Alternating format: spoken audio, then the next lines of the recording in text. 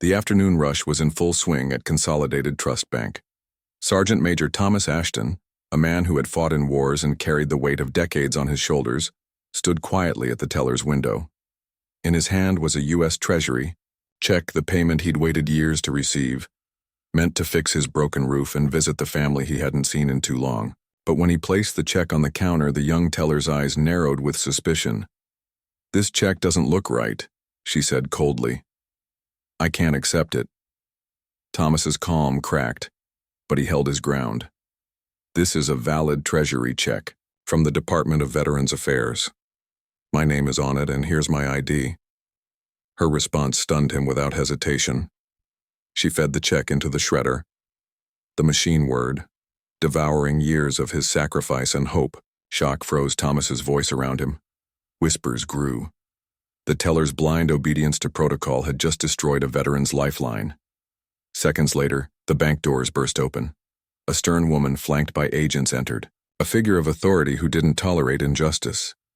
What followed would expose a reckless abuse of power, a story no one expected to unfold in a quiet bank lobby. What happens when a veteran's hard-earned payment is shredded like trash, and who holds the real power to stop it?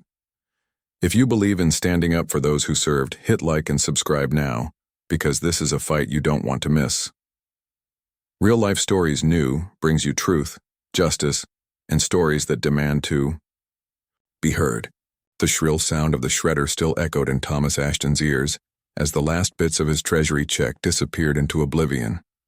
Around him, the once busy bank lobby froze.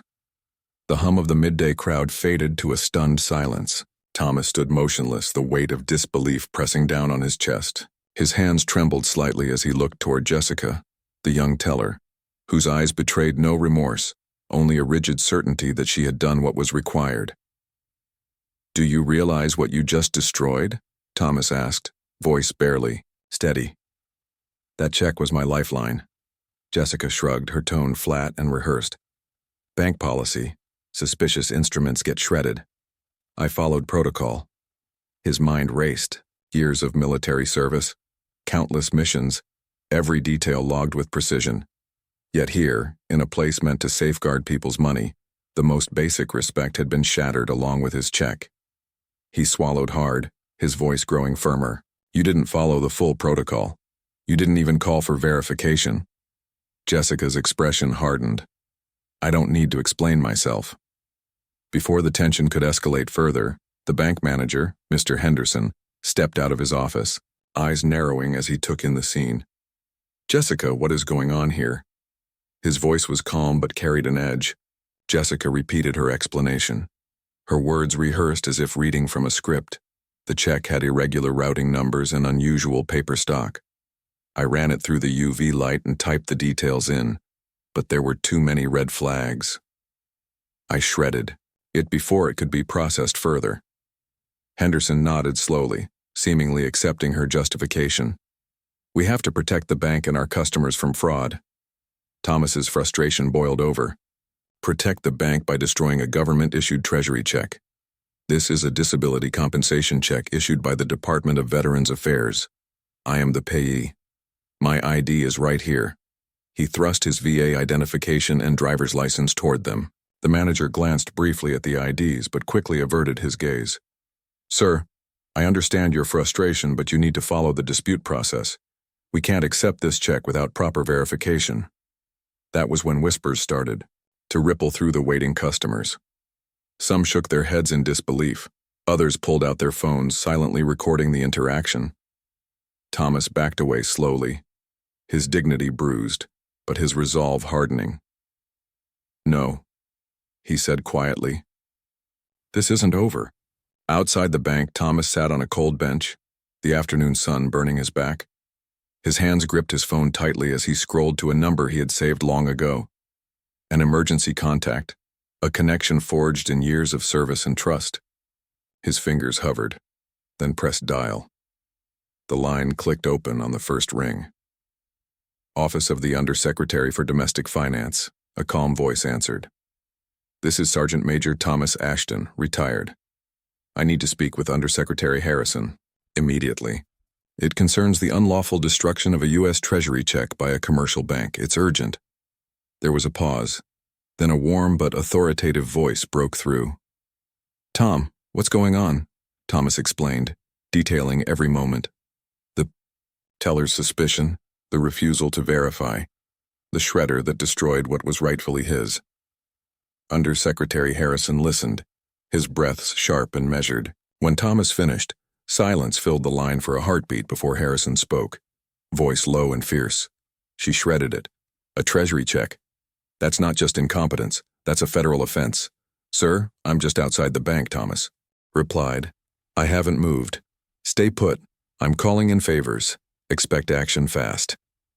Minutes later, the calm outside the bank shattered again. Two sleek black sedans glided to a stop at the curb. Doors opened silently for figures in dark suits, stepped out, their presence immediately commanding attention. The air thickened with authority as they entered the lobby, badges flashing without hesitation. Inside, Jessica was mid-explanation to Mr. Henderson when the agents approached, their faces unreadable but stern. "Mr. Henderson."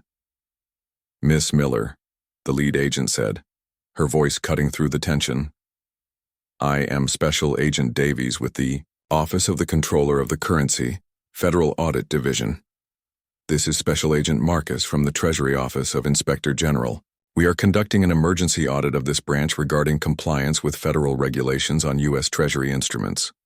We've also been informed of the unauthorized destruction of a valid Treasury check issued to Sergeant Major Thomas Ashton." Jessica's face palled. Mr. Henderson swallowed hard. "You will accompany Agent Marcus for questioning." Agent Davies continued. "You are not under arrest, but this is a formal inquiry. We expect full cooperation." Under intense questioning, Jessica's composure cracked. She confessed she hadn't followed the complete verification protocol. She admitted relying on suspicion and gut feeling instead of policy. "I thought the check looked off," she said quietly, eyes downcast. "I didn't mean to cause harm, but I was just doing my job." Agent Marcus's tone was unforgiving. Doing your job means protecting the public, not destroying a veteran's rightful benefits based on assumptions. Meanwhile, Mr. Henderson was grilled, on staff training and oversight. His defenses crumbled under the agent's relentless questioning. Outside, the bank's atmosphere shifted. Customers whispered, watching the unfolding drama with a mix of shock and vindication. Thomas sat quietly, absorbing the moment. A regional executive from Consolidated Trust Bank soon arrived, face tight with panic. He bypassed Thomas entirely, rushing to the manager's office, no doubt summoned by the emergency calls from higher-ups. Shortly after, Thomas received another call. It was Undersecretary Harrison. Tom Harrison said, voice calm but firm. "The Treasury and Regulatory offices are all over that branch. Your replacement check is being electronically transferred as we speak. It will clear your account by the end of the day. All fees or penalties that might arise are being waived. Consolidated. Trust leadership is under severe scrutiny, and Miss Miller is suspended pending termination. The branch manager is also facing disciplinary action." Thomas exhaled slowly, the tension releasing. "That's more than I ever expected." "Thank you, sir." "Tom," Harrison replied, "you served this country with honor for decades. The least we can do is ensure our own systems respect that. You take care now and let me know if anything else comes up." As Thomas watched Jessica escorted out, defeated and silent, he felt a quiet satisfaction. The woman who had shredded his check, who had ignored policy, ignored respect, and nearly destroyed his future, was finally facing the consequences. The bank's confidence had turned to scrutiny, its flawed protocols exposed by one determined veteran refusing to be silenced. This wasn't just about a check. It was a story of power, prejudice, and accountability. A reminder that those who serve deserve unwavering respect, and those who abuse their power will answer for it.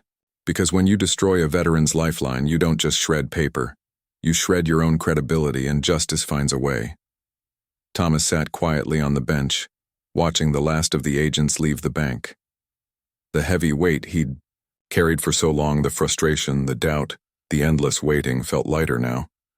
This moment wasn't just about a shredded check. It was a turning point. He realized that persistence and standing firm, even against doubt and indifference, could demand respect and force change. For decades, he'd served his country with quiet strength. Now he saw that strength wasn't just in battle, but in speaking up when it mattered most. The system that had almost failed him was being held accountable, and that truth was powerful enough to shake walls and open doors. As the sun dipped lower, Thomas stood and walked away from the bank. Not just as a veteran fighting for what was rightfully his, but as a symbol of resilience. Proof that one voice grounded in truth and dignity can make a difference. This story moved you. Please like and share. Help us grow real-life stories new to 10,000 subscribers so we can keep bringing you powerful stories of courage and justice. Your support means everything.